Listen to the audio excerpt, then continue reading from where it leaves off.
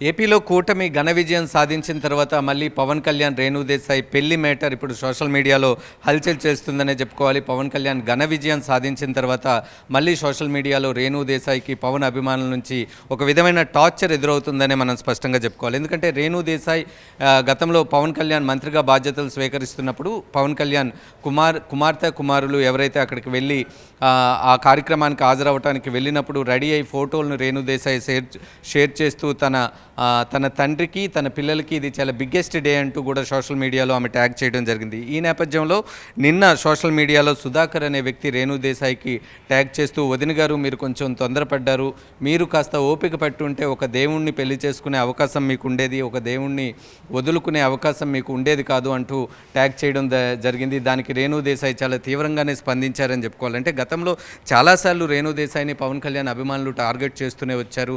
మనం చూసుకోవచ్చు, పవన్ కళ్యాణ్ విషయం ఎప్పుడు వచ్చినా కానీ రేణు దేశాయ్ కావాలని పవన్ కళ్యాణ్ని విడిచిపెట్టి వెళ్ళిపోయిందంటూ రేణు దేశాయ్ మీద చాలా వరకు అబాండాలు వేసే ప్రయత్నం చేశారు. గతంలో ఒక ప్రైవేట్ ఛానల్కి ఇచ్చిన ఇంటర్వ్యూలో రేణు దేశాయ్ మాట్లాడుతూ పవన్ కళ్యాణ్కి తనకి మధ్యన రిలేషన్షిప్లో ఏం జరిగింది అనే అంశాన్ని బహిర్గతం చేసినప్పుడు కూడా రేణు దేశాయ్కి పవన్ కళ్యాణ్ అభిమానులు ఇదే విధంగా టార్గెట్ చేసిన పరిస్థితులు అయితే స్పష్టంగా కనిపించాయి. అయితే తాజాగా నిన్న ఆ సుధాకర్ అనే వ్యక్తి ఎవరైతే ట్యాగ్ చేశారు ఆయనకి చాలా గట్టిగానే కౌంటర్ రేణు దేశాయ్ ఇచ్చారు. ఖచ్చితంగా చెప్పారు, నేను పవన్ కళ్యాణ్ని వదిలేలేదు, పవన్ కళ్యాణే నన్ను పెళ్లి చేసుకుని వదిలేశాడు అంటూ ఒక పోస్ట్ పెట్టడం జరిగింది. ఇప్పుడు ఈ పోస్ట్ అనేది సోషల్ మీడియాలో వైరల్గా మారిందని చెప్పుకోవాలి. ఎక్కడ చూసినా కానీ దీని మీదే చర్చ అయితే జరుగుతుంది.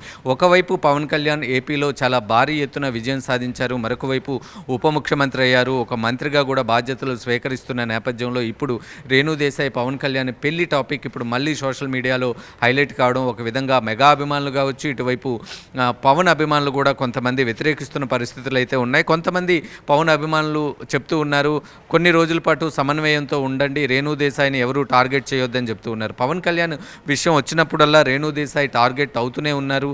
గతంలో కూడా రేణు దేశాయ్ చాలాసార్లు మీడియా ముందు కంటతడి పెట్టుకున్న పరిస్థితులు కూడా ఉన్నాయి. అంటే పవన్ కళ్యాణ్ ఫ్యాన్స్ ఏ విధంగా వేధిస్తారు, ప్రతిసారి సోషల్ మీడియాలో తను ఏం పెట్టినా కింద కామెంట్స్ రూపంలో ఏ విధంగా వేధింపులకు గురి చేస్తారు అనేది కూడా రేణు దేశాయ్ గతంలో కూడా మీడియా ముందు చెప్పి వాపోయిన పరిస్థితులు ఉన్నాయి. అయితే ఇప్పుడు పవన్ కళ్యాణ్ గ్రాండ్ సక్సెస్ అయిన తర్వాత ఆ సక్సెస్ని ఇటువైపు మెగా కుటుంబం కావచ్చు, మరొక వైపు పవన్ అభిమానులు కావచ్చు, వీళ్ళందరూ కూడా ఎంజాయ్ చేస్తున్న నేపథ్యంలో ఇప్పుడు రేణు దేశాయ్ మళ్ళీ ఈ విధమైన ఘాటు వ్యాఖ్యలు చేయడం అనేది ఆసక్తికరంగానే మారిందని చెప్పుకోవాలి. మరొక వైపు పవన్ కళ్యాణ్ ప్రమాణ స్వీకారం చేస్తున్నప్పుడు పవన్ కళ్యాణ్ ఇద్దరు పిల్లలు కూడా ఆ ఈవెంట్కి హాజరయ్యారు, మోడీని కూడా కలుసుకున్నారు, మోడీతో కూడా ఫోటోలు దిగారు.